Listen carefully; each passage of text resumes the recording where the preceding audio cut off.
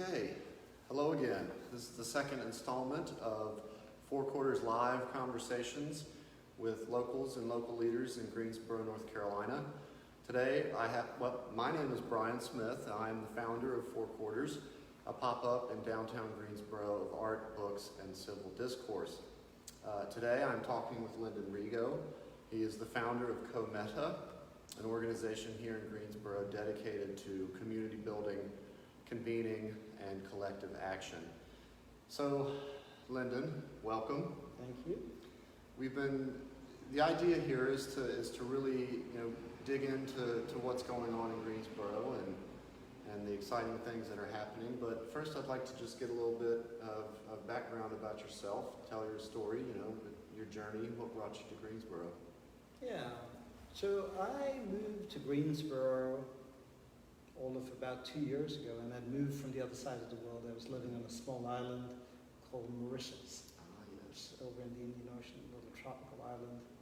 But had been there because I was working for a startup called the African Leadership University that had a vision of transforming education in Africa.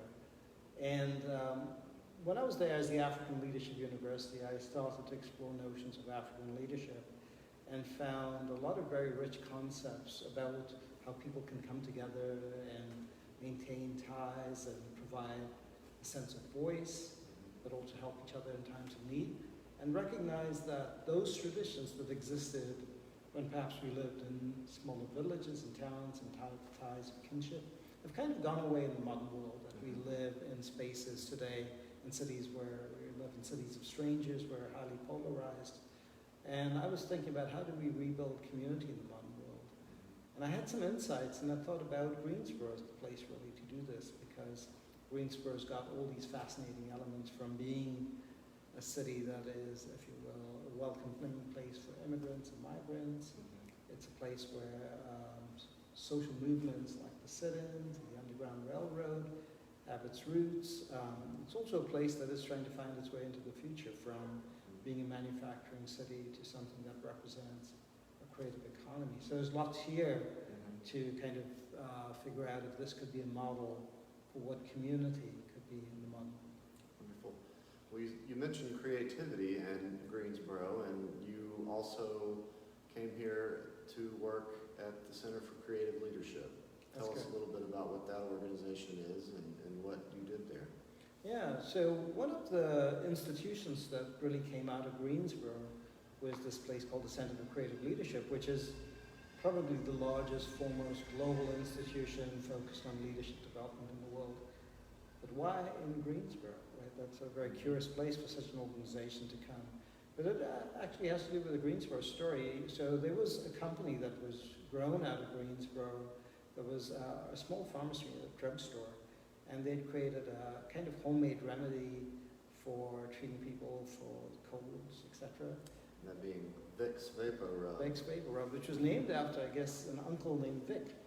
Again, part of that curious name. But curiously, as we live in this COVID age right now, that product really exploded with the Spanish flu about a century ago. Interesting. And the person who was running the organization was a visionary thinker, and he pioneered a lot of practices,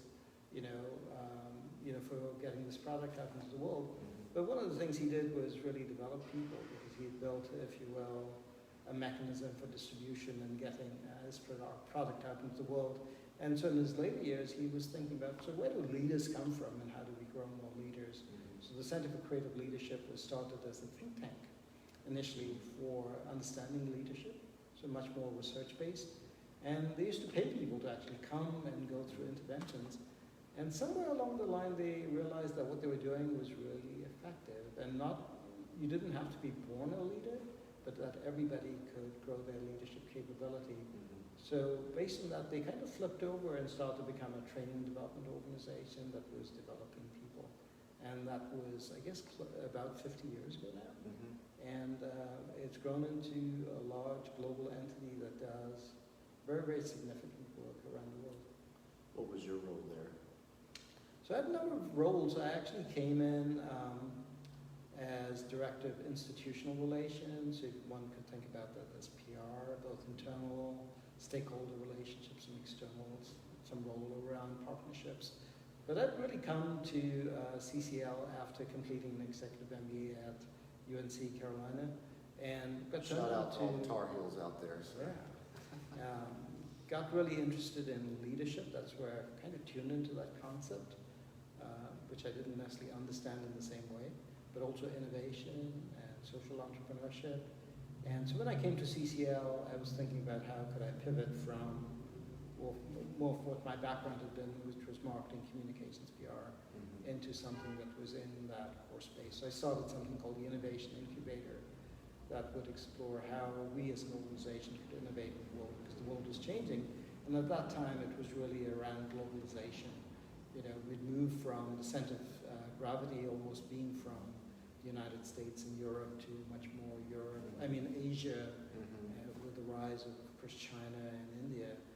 And CCL at the time had a presence that was just mainly the US and Europe.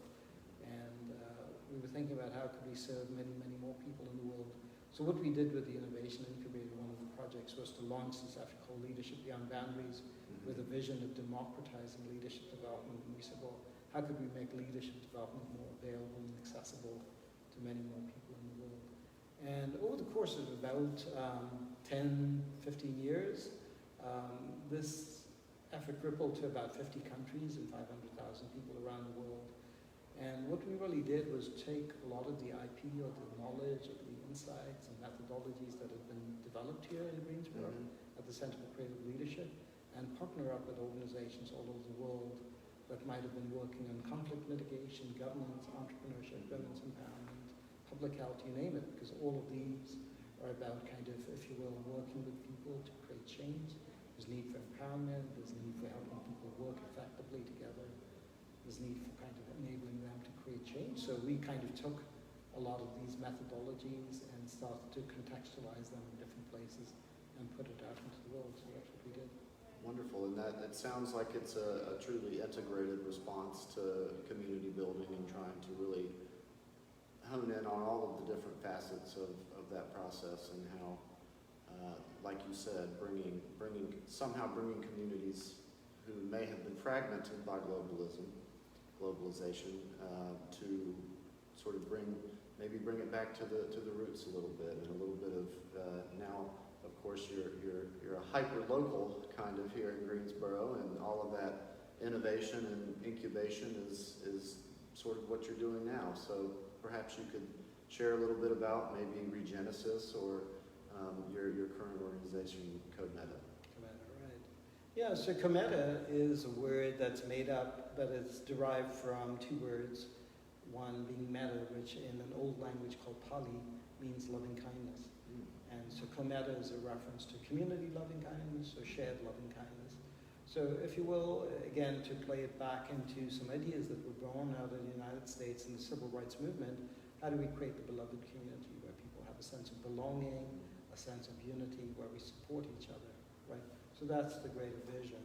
Because at the end of the day, that's what probably all of us want, is a place to belong, to feel valued, a place where we can thrive. And in many ways, we've lost that in the modern world, right? We have a fiercely independent orientation here, and it's very much everyone for themselves. And to the degree that we have networks, oftentimes these are networks of people who look like us, who kind of share our interests, and we are somewhat removed from the people who we don't know. And we see the impact of this with the level of divisions that are very, very present in America, certainly around the political landscape, around race, socioeconomic differences, all of that's in the mix. And it's because we don't know each other. So you talked about storytelling as a part of it. So for me, the insight was really, how do we actually humanize our interactions? How do we start to get to know each other at a deeper level? Because if we meet as strangers, we look at outward elements and we project our assumptions about who that person is and what they're about. But usually if we peel it back and get to know their stories, we find so many threads of connection, because those become then the basis of relationship. And from relationship becomes the possibilities that might exist for us to do things together, right? We need to do that work, and for Cometa, it was really about how do we create the structures that enable people to really connect and have those deeper conversations that enable discovery to happen in an authentic way. I really love that, structures that enable and creativity and fresh ideas and thinking. In one of our earlier conversations, you mentioned how, you know, this balance between individual empowerment, individual expression meets the needs of the community, and those two sort of core aspects of our being, our individuality and our independence in a meaningful way, but also how that we are interdependent with our communities. Talk a little bit about that, and you said you were inspired by Ubuntu, and just tell us a little bit about that.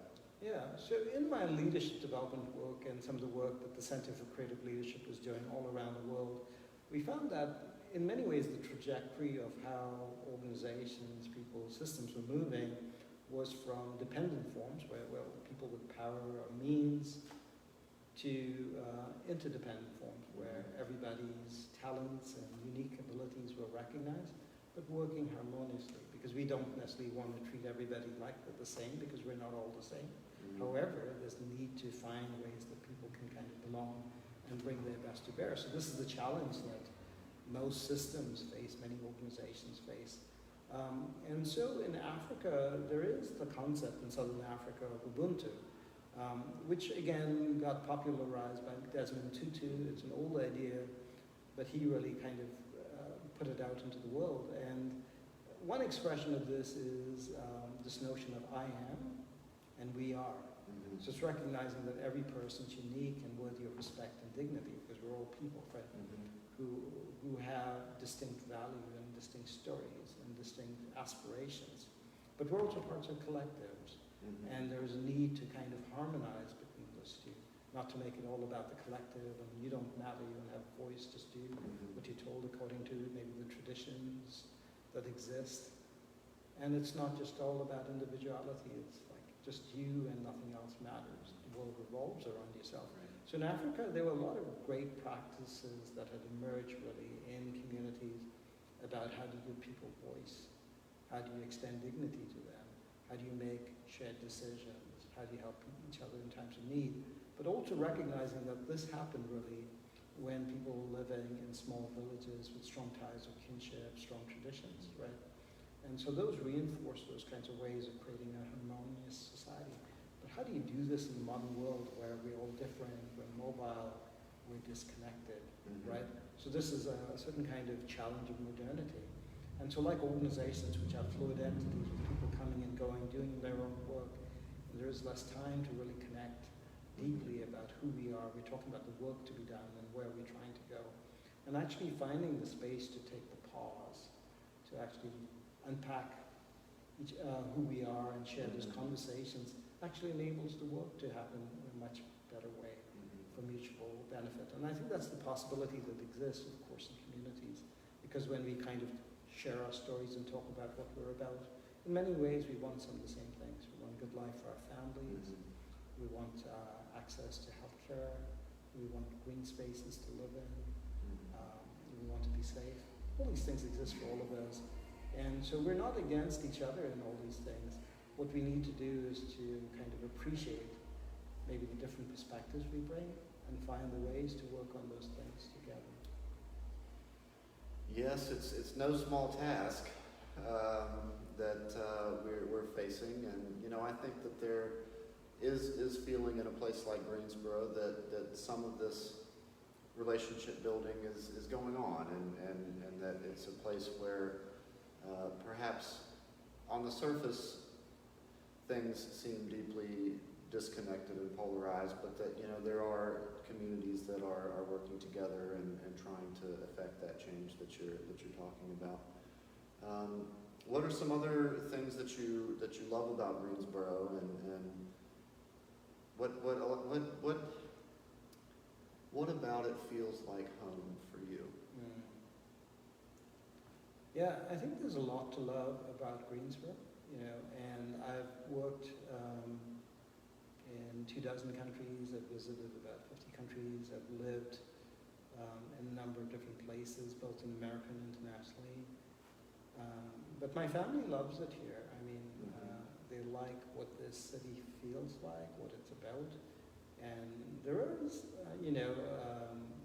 certain kind of gentle, small-town quality to life here. There's lots of green spaces and parks to enjoy. Isn't a lot of traffic. You can get from one place to another easily.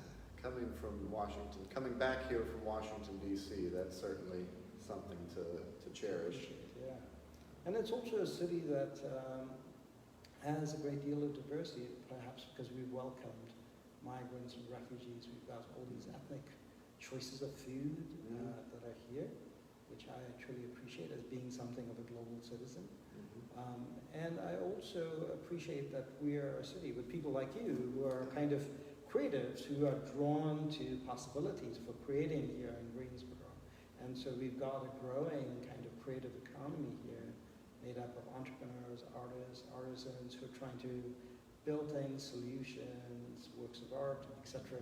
So it's got that kind of flair to it. And I appreciate also the social justice movements that have been built here. And it's not accidental that they came out of this place. It has to do both with the challenges, but also with the diversity that's here and the Quaker roots of the city that encouraged notions of compassion and action that were here. So we've got all these layers in Greensboro that are really fascinating, that make it a particularly rich place to live for a city of this size.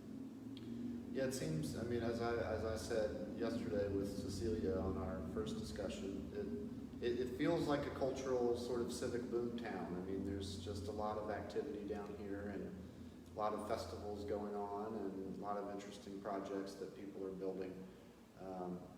But you get one more plug here for your work. You've been promoting Transform GSO. Tell us a little bit about that. Well, Greensboro Transform GSO is one of these co-working entrepreneurial spaces on South Elm. It's the kind of place that I work out of. And part of the vision for places like this are places where people can come together and work together and collaborate. So they're essentially designed, not as formal office spaces for larger enterprises, but a lot of people who are part of this creative gig economy, small-time players. But the magic of these spaces is that when you are in a similar place, you get to talk with people and learn what they're doing. These creative collisions happen and the possibilities emerge. So part of the story of Greensboro, right, in the future, I think, is if you look at places like Silicon Valley, which are booming, that produce these startups, the new kind of economy is very much rooted there. But the secret to Silicon Valley in many ways is the large numbers of meetups that they have, where people with ideas who are trying to do things can somehow get to meet other people that they don't know and share ideas and pitch and find intersections and then decide to collaborate. And out of those come a lot of those new ventures. And so spaces like Transform Greensboro, and even the space that you're creating here, right, with Four Corners, is meant to be a space where people can come in and have interesting conversations with others and find possibilities. So fundamentally, I think thinking about creating the beloved community, it's not at the level of just intention and saying, well, that's enough, right? We need to create the structures, we need to create the mechanisms for people to come together and start to interact in different ways. And by building, if you will, what I call the human infrastructure of the city, which is about these connections that are based in the places that we have, allow people to connect, I believe the magic is an outgrowth of that. It's almost kind of like seeking serendipity. Absolutely. And you educated me on the origin of that term. What was it, the original name for Sri Lanka? Serendip. Serendip, how interesting. And I would also add, I appreciate your vote of confidence on my space here. Collection is connection at Four Quarters. That's something that I believe in, and the way that we interact with art and with books and with people. It really does strike a chord when you find those connections that you didn't know you had before, and you're able to kind of, it's inspiring when that magic happens. So it's nice to hear that you're. Now, are you involved with Transform GSO, or I work out of that space. You So do- it's you work in that? yeah. Okay. What I run is Cometa, Mhm. which is an initiative to Right. build community, and we're doing a number of different things. But I'm right now working to actually foster a vision for the launch of a Center for Civic Engagement, would institutionalize this way of building Mhm. the human infrastructure, building collectives, helping us to connect deeply, but also work collaboratively to create the outcomes that we want across the city. Right, and that civic engagement is really a human sort of level Absolutely. thing. But it's also, trying to, I see it in terms of trying to transform the way that we engage politically. And I think that so much of that polarization, like we were talking about, does kind of hinge on this emphasis of the one or the other. It's all about us, or it's all about me, or it's all about we, and how to really balance that out and have conversations with people on a, not directly involved in political maneuvering or campaigns or any of that, which of course is all vitally important. But just these human connections, I think, are so good. And a different kind of conversation. So I have a blog called Spiritual Sushi. Mm-hmm. Oh, that's such an awesome name. I love that. Thank you. And the last post that I wrote really had to do with, the U.S. exit from Afghanistan, and it's been, a fairly traumatic story for everybody who's involved, right? And curiously, though, Afghanistan is the birthplace of perhaps the best known poet, of all time around the world, Rumi, right? You've got all these wonderful books here, and I bet Rumi might be snuggled somewhere in here. Yes, he's not on the shelf at the moment, but I think I have one in a box. I'm going to have to definitely add him to the shelf. There is room on the shelf. That's also a concept that I like to promote. But one of the things that I think Rumi said, one of his better known kind of statements today is, out beyond right doing and wrongdoing is a field, and I'll meet you there. And I think what he was saying is that often in these notions of polarization, that we have our worldview of what's right and wrong. But there are spaces that lie beyond that, that if we are beckoned to go and explore with an open mind and an open heart, we can find new possibilities. And I think that's what I think is the potential, I think, from your work, Brian, and mine, is to create these spaces where people can come together and move beyond our mindsets of not only what's right and wrong from the political divides, but about the way that the world is and what's actually going on and who each other are, and find a range of new possibilities that create a sense of value for us, all back to that idea of Ubuntu, but also a place of belonging where we feel that collectively we can also thrive together. And I believe that Greensboro is, which is why I'm here, is a place that can be an incubator of creating that model for the world. Well, thank you so much for joining me here today. It sounds like there really are a lot of possibilities, and there's a lot of value in the work that you're doing, and I'm grateful for that. I'm grateful for this time that we've had to talk to each other. Yeah, thanks for having me here, and it's wonderful to see what you're doing and coming to invest in Greensboro as, I think, a Greensboro native who's kind of returned to this place. They're calling us boomerangs, but I may have to disappoint Cecilia that I can't necessarily move back here full-time yet, but this is very much a project that is rooted in home for me and this city that I do love very much, and it is a wonderful place with lots of wonderful things happening. So I encourage you to check out Lyndon's work online, Cometa, and stop by this evening perhaps. I'm having a little reception. So thanks for watching, and we'll see you next time. Bye-bye.